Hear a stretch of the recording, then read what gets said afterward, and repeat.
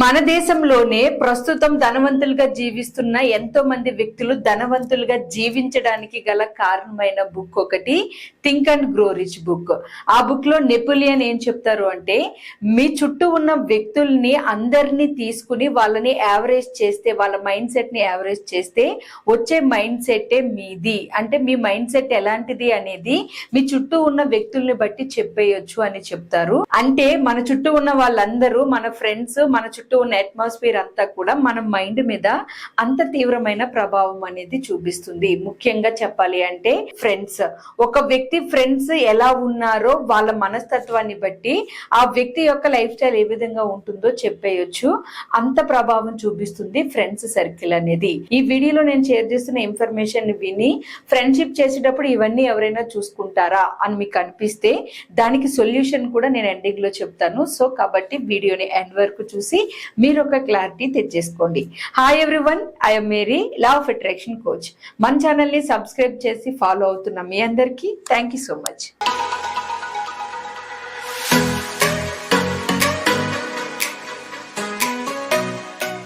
మనం పట్టించుకోము, కానీ మన చుట్టూ ఉన్న వ్యక్తులు, మనం ఎక్కువగా కనెక్ట్ అయి ఉన్న వ్యక్తులు మనకి ఎటువంటి మాటలు చెప్తే, ఎటువంటి ఆలోచనల్ని మన మైండ్ లో ఇన్పుట్ చేస్తే, ఎలాంటి ఎమోషనల్ ఫీలింగ్స్ ని మన వరకు చేరవేస్తే వాటిని బట్టే మన మైండ్ సెట్ అనేది చిన్నప్పటి నుంచి గ్రో అవుతూ ఉంటుంది. సో అందుకని మనం ఎప్పుడైనా బట్టలు కొనుక్కునేటప్పుడు, బట్టలు కట్టుకునేటప్పుడు ఎంత జాగ్రత్త తీసుకుంటామో ఫ్రెండ్స్ ని సెలెక్ట్ చేసుకునేటప్పుడు కూడా అంతే జాగ్రత్తలు తీసుకోవాలి. ఎలాంటి మైండ్ సెట్ ఉన్న ఫ్రెండ్స్ ని మీరు అవాయిడ్ చేసి మీ సక్సెస్ ని మీరు తీసుకోవాలి అనేది ఇక్కడ నేను స్టెప్ బై స్టెప్ చెప్తాను.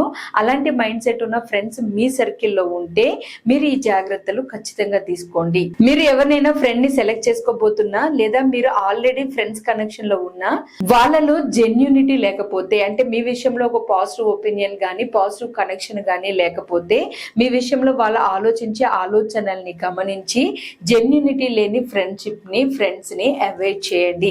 ఎందుకంటే వాళ్ళు ఎప్పుడు మీలో ఉన్న లోపాలని మాత్రమే గుర్తించి వాటిని మాత్రమే హైలైట్ చేస్తూ, నవ్వుతూ పక్క వాళ్ళకి అవే చెప్తూ ఎగతాళి చేసే ప్రయత్నం చేస్తారు.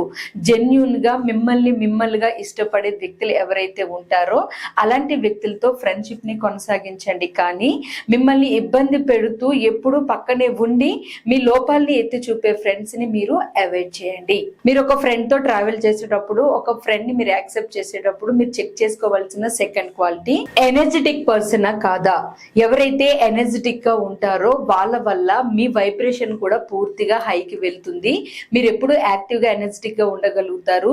ఎలాంటి ఛాలెంజ్ నైనా ఎదుర్కొని ఇంత చిన్న విషయానికి ఏముంది, చాలా ఈజీగా హ్యాండిల్ చేసేయచ్చు అనే భావానికి మీరు వచ్చేస్తారు. చిన్న చిన్న విషయాల్ని అసలు మీరు పట్టించుకోరు. అంటే ఛాలెంజెస్ ని అసలు చాలా ఈజీగా ఓవర్కమ్ చేస్తారు ఎనర్జెటిక్ ఫ్రెండ్స్ మీ లైఫ్ లో ఉన్నప్పుడు. అదే డల్ గా, ఎప్పుడు చూసినా మూడీగా ఉండే ఫ్రెండ్స్ మీతో ఉంటే మీ వైబ్రేషన్ కూడా అలా డౌన్ అవుతుంది. అంతేకాదు, ఎక్కువ హెల్త్ ప్రాబ్లమ్స్ గురించి షేర్ చేసే ఫ్రెండ్స్ గనక మీకు ఉంటే వాళ్ళని అవాయిడ్ చేసి ఎనర్జెటిక్ పర్సన్స్ తో కనెక్ట్ అవ్వడానికి, వయసుతో సంబంధం లేకుండా ఎప్పుడు చూసినా హ్యాపీగా నవ్వుతూ ఉండే పర్సన్స్ తో కనెక్ట్ అవ్వడానికి, అలాంటి వాళ్ళతో ఫ్రెండ్షిప్ చేయడానికి ట్రై చేయండి. ఆ క్వాలిటీ ఉన్న ఫ్రెండ్స్ వల్ల మీలో కూడా ఎప్పుడు హై వైబ్రేషన్ అనేది ఉంటుంది. దాని వల్ల మీకు మంచి జరుగుతుంది. మూడవ క్వాలిటీ, మెచ్యూరిటీగా ఆలోచించడం. మెచ్యూరిటీగా ఆలోచించడం అంటే పెద్దవాళ్ళలాగా, పెద్ద తరహాగా ఆలోచించడం కాదు. ఉన్న పరిస్థితుల్ని అర్థం చేసుకోగలగడము, అప్డేటెడ్ మైండ్ సెట్ ఉండడము, బయట ప్రపంచాన్ని బట్టి మనస్తత్వాన్ని ఫ్లెక్సిబిలిటీగా మార్చుకోవడము, ఎలాంటి సందర్భాన్ని చూసినా కానీ అందులో తప్పులు వెతుక్కోకుండా ఉండడము. సో ఇలాంటి మనస్తత్వం, మెచ్యూరిటీ మనస్తత్వం ఉన్న ఫ్రెండ్స్ ఉంటే మీ మైండ్ కూడా మెచ్యూర్డ్ గా మారుతుంది. అలాంటి మనస్తత్వం వల్ల తెలియకుండానే మీరు గ్రోయింగ్ మైండ్ సెట్ కి వెళ్ళిపోతారు. అది మీ జీవితంలో ఎన్నో ఆనందాలని, సంతోషాలని ఇచ్చే విధంగా మీకు ఉపయోగపడుతుంది.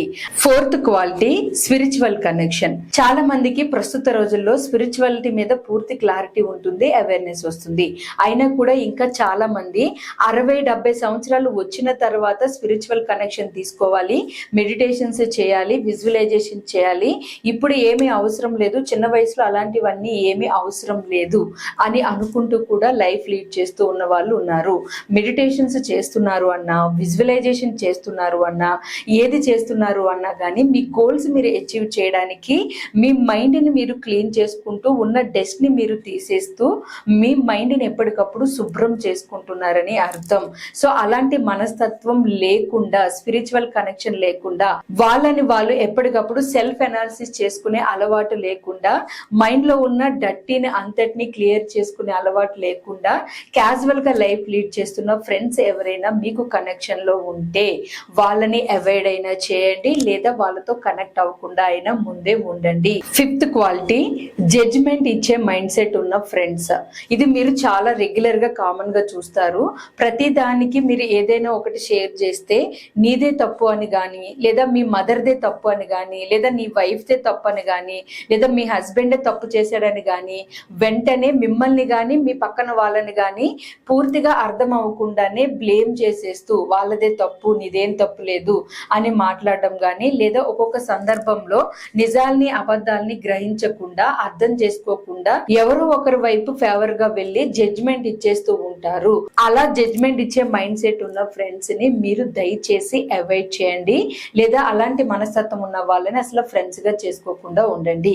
ఎందుకంటే అలాంటి మైండ్ సెట్ ఉన్న వాళ్ళు మిమ్మల్ని చాలా ఇన్ఫ్లుయెన్స్ చేస్తారు.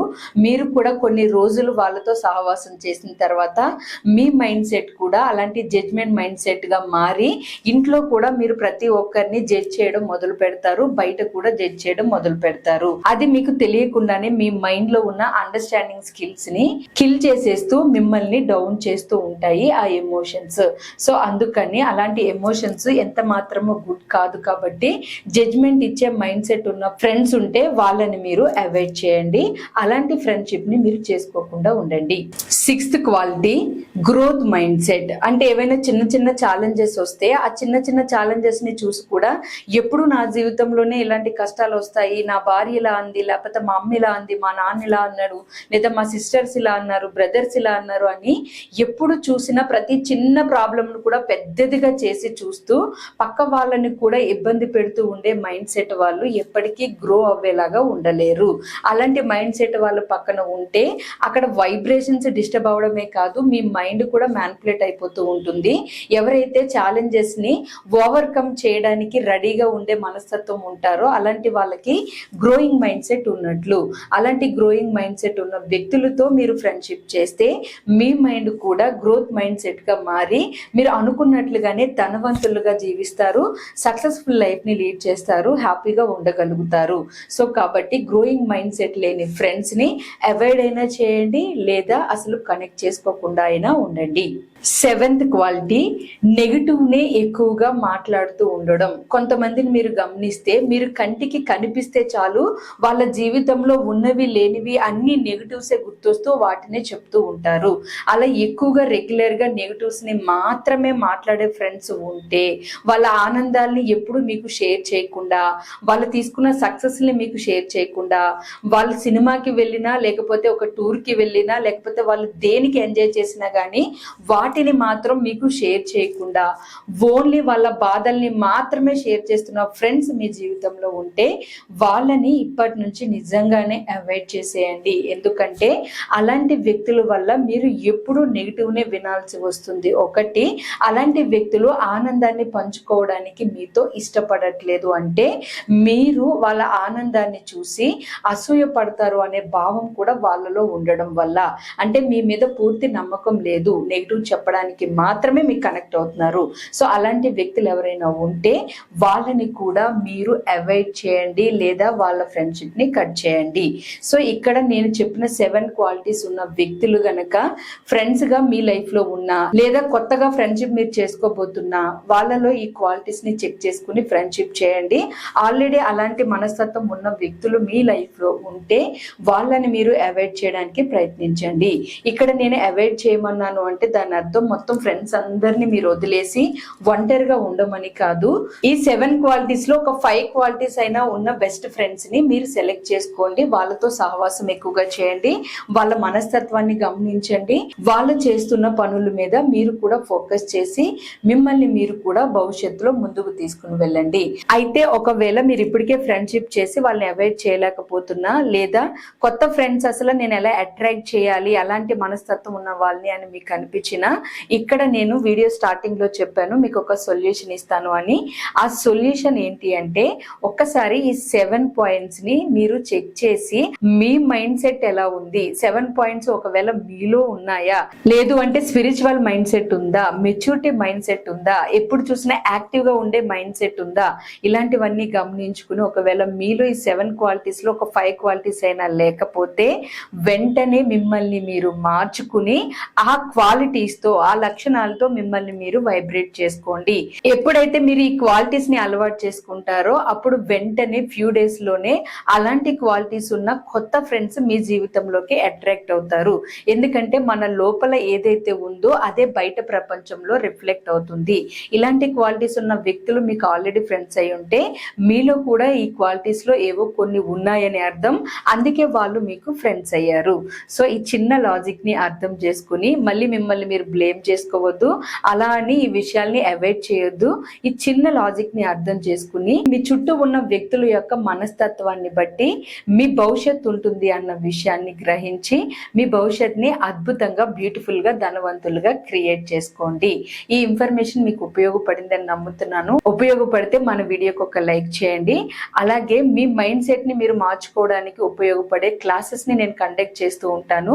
Magical practice program 28 days class coming days లో స్టార్ట్ అవుతుంది. అందులో ఒకవేళ మీరు ఈ 7 క్వాలిటీస్ కలిగి లేని వాళ్ళు అయితే వెంటనే మీరు ఆ క్వాలిటీస్ ని బిల్డ్ చేసుకోవడానికి ఉపయోగపడే ఇన్ఫర్మేషన్ ఇవ్వడం, మీ వైబ్రేషన్ ని మార్చుకుని మీరు ఒక పాజిటివ్ వైబ్రేషన్ తో రేడియేట్ అవ్వేలాగా గైడ్ చేయడము జరుగుతుంది. ఆ క్లాసెస్ లో చాలా ఇన్ఫర్మేషన్ ఉంటుంది. ఇంట్రెస్ట్ ఉన్న వాళ్ళు కింద కనిపిస్తున్న వాట్సాప్ నెంబర్ కి మెసేజ్ చేసి క్లియర్ డీటెయిల్స్ తెలుసుకుని రిజిస్టర్ చేసుకోండి. అలాగే మన ఛానల్లో చాలా ఇన్ఫర్మేషన్ ఎప్పటికప్పుడు షేర్ చేస్తూ ఉంటాను. సబ్స్క్రైబ్ చేసుకుని ఫాలో అవ్వండి. Thank you for watching from this video. నమస్తే.